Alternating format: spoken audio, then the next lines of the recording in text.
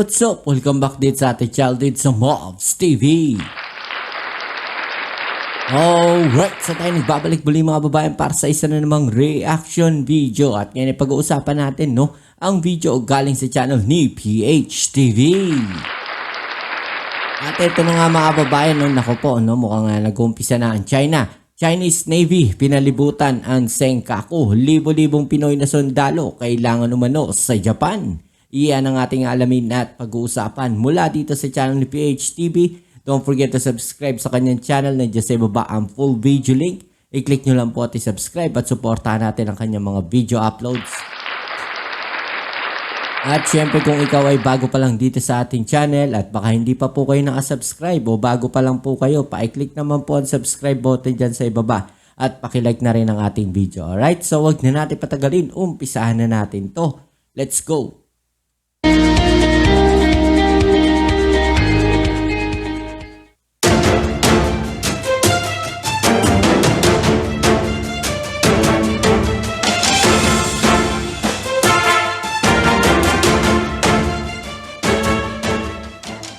Iniulat na sinabi umano ng Prime Minister ng Japan na si Fumio Kishida na kailangan nila ang tulong ng gobyerno ng Pilipinas sa pagdepensa at pagprotekta sa Senkaku Islands kung sakaling sasalakayin ito ng Chinese military.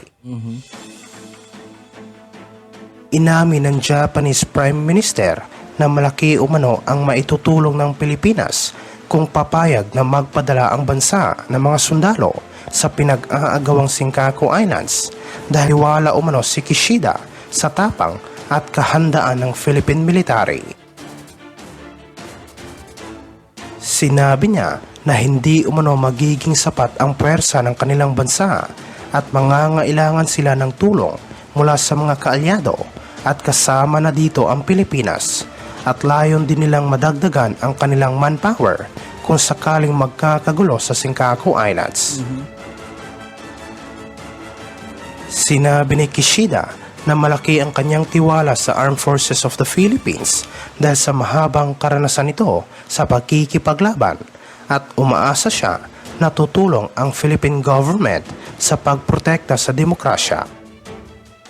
Well, sa tingin ko naman, magbibigay po ng tulong ang gobyerno ng Pilipinas. Lalo na, alam naman natin na sa buong mundo at sa mga nakaraang history po, na kung saan pag may mga bansa po na nangangailangan ng mga sundalong Pilipino, kahit po na itong mga nakaraang taon, nangailangan ng mga sundalong Pilipino sa ibang bansa, pumupunta naman po, nagpapadala naman ng mga sundalo yung bansa natin, di ba? Bilang tulong o suporta doon sa mga kaalyado nating bansa.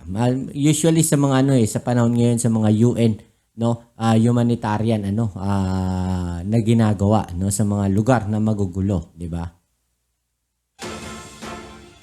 Iniulat ito matapos nagpahayag kamakailan ang Japan ng seryosong pagkabahala tungkol sa pagtaas na naman ng tensyon sa South China Sea dahil direkta umano itong nakakaapekto sa kapayapaan at katatagan sa buong Indo-Pacific region. Well, totoo yan, Sinabi ng Japanese Embassy sa Manila ng isang ginawang mapanganib na aksyon ng Chinese Coast Guard na nagdulot ng banggaan sa pagitan ng mga Chinese at Filipino vessel noong nakarang buwan ay naging dahilan upang tumaas ang tensyon sa rehiyon. Naniniwala ang Japan ng sigalot sa South China Sea ay direktang nakakaapekto sa kapayapaan at katatagan sa rehiyon at ang tensyon sa pinagtatalunang karagatan ay isang lehitimong concern para sa international community kabilang na ang Japan.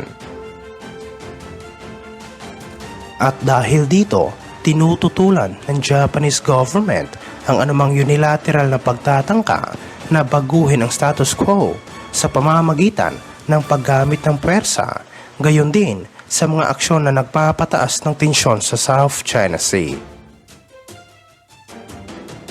Ang Embahada ng South Korea sa Manila ay nagpahayag din ng pagkabahala at pangamba tungkol sa kamakailang report ng banggaan sa pagitan ng mga Chinese at Philippine vessel sa South China Sea. Sinabi sa pahayag ng embahada na muli nilang pinagtitibay ang kanilang suporta para sa kapayapaan, katatagan at rules-based order sa South China Sea bilang isang mahalagang international sea lane ng komunikasyon at para sa freedom of navigation at overflight batay sa mga prinsipyo ng international na batas. Samantala sa ibang aspeto naman, iniulat na isang source na pinagsabihan umano ng isang political advisor ng Chinese Communist Party si President Xi Jinping na manahimik na lang muna upang makaiwas ang kanilang bansa sa gulo at tigilan pansamantala ang mga ginagawa nitong provokasyon sa South China Sea. Pinagsabihan ni Wang Huning, ang chairman ng People's Political Consultative Conference ng China, na dapat na manahimik muna si Xi Jinping dahil kapag ginalaw nito ang Pilipinas, siguradong makakatikim ng economic sanction ang kanilang bansa mula sa US government. Ayon sa report, sinabi umano ni Wang Huning na hindi pa ito ang tamang panahon para gumawa ng hakbang ang China laban sa Pilipinas dahil malakas umano ang ipinapakitang suporta ngayon ng Washington sa Manila. Sinabi naman ng mga eksperto na tinutukoy umano na nasabing CCP advisor ang pinaplanong pag-agaw ng komunistang bansa sa mga teritoryong nasa pagkokontrol ngayon ng Pilipinas sa West Philippine Sea at posible umano naghihintay lang ang China ng tamang pagkakataon.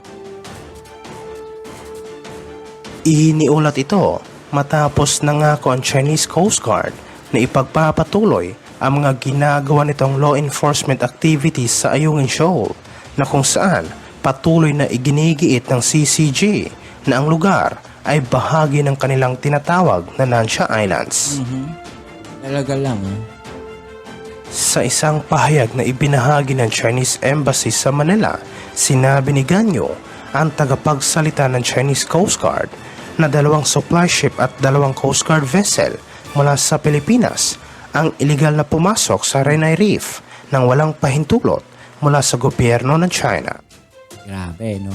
Dito makikita natin na talagang binabaliktad nila, no, yung mga kwento at mga senaryo, no? Talagang ini-insist nila na sa kanila, no, o sakop nila yan pong West Philippine Sea o yung parte po, no, ng West Philippine Sea na halos wala na pong ibinigay sa atin, no, do sa exclusive economic zone ng Pilipinas. Hindi po nila nire-respeto no, yung utos ng UNCLOS. Yung exclusive economic zone, wala silang pakialam doon, no, walang pakialam yung China ron.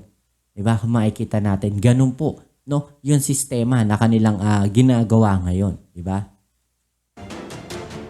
Sinabi niya na mahigpit na binalaan ng Chinese Coast Guard ang mga barko ng Pilipinas sa Renai Reef alinsunod sa batas at agad umanong sinubaybayan, sinundan at hinarang ng mga barko ng CCG ang mga ito. Idinagdag niya ng China ay mayroong indisputable sovereignty sa Nansha Islands kabilang ang Renai Reef at ang mga kalapit na karagatan nito at mahigpit din nilang tinututulan ang iligal na paghahatid ng mga construction materials ng Pilipinas sa BRP Sierra Madre. Sinabi naman ng tagapagsalita ng PCG na si Jay Teriela sa social media na sa huling matagumpay na rotation and resupply mission, isang CCG vessel 21556 ang nagsagawa ng isang mapanganib na maneuver laban sa isang PCG vessel na BRP Sindangan. Dagdag pa niya ng isang barko ng People's Liberation Army Navy na may numerong 630 ay agresibo umunong lumapit sa BRP Sindangan sa layong 0.5 nautical miles lamang malapit sa Ayungin Shoal sa West Philippine Sea.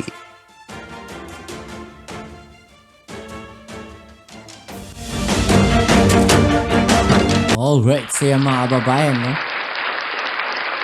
Ano masasabi ninyo sa mga ginagawa na to ng China dyan sa West Philippine Sea?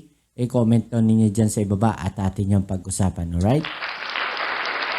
So yan muli, shoutouts muna tayo sa mga bago natin subscribers. Maraming salamat po sa inyo at muli ay iniimbitahan ko po kayo na sa mga bago po dito sa ating channel, pa-click naman po yung subscribe button dyan sa ibaba.